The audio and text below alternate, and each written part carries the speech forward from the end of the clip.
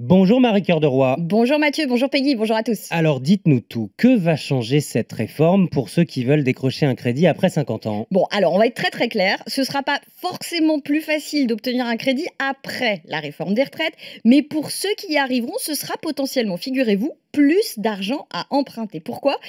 Parce que pour les seniors, les banques, elles anticipent les pertes de revenus liées au passage à la retraite. 2 années de plein salaire supplémentaire, ça va donc forcément augmenter le montant empruntable. Le courtier CAFPI prend l'exemple d'un soixantenaire. Son salaire mensuel est de 3 900 euros et la banque anticipe une pension de retraite 25% plus faible.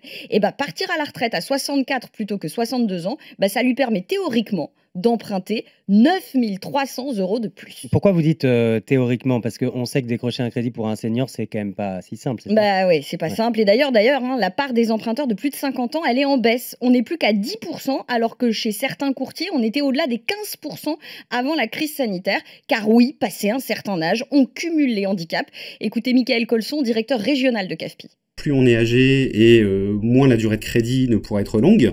Donc forcément, vous allez augmenter aussi le niveau d'endettement. Donc ce qui veut dire qu'il faut quand même avoir des revenus suffisants pour pouvoir y faire face.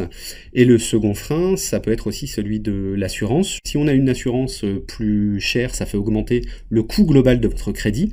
Et donc on peut être confronté aussi à la limite liée au taux d'usure. Alors, pour bien prendre la mesure du poids de l'assurance, sachez que le taux moyen de l'assurance, pour un trentenaire, il est à 0,15%. Quand on passe les 50 ans, ce taux, il oscille autour de 0,5%, même pour les personnes en bonne santé. Et on grimpe même à 1% quand on passe les 60 ans. Bon, alors peut-être que pour ces seniors, la meilleure solution, c'est de ne pas faire de crédit et de se concentrer sur son épargne. Oui, c'est vrai que spontanément, les seniors, ils ont tendance à penser qu'il vaudrait mieux utiliser au maximum l'argent et le patrimoine qu'ils ont déjà constitué puisqu'ils sont plus âgés.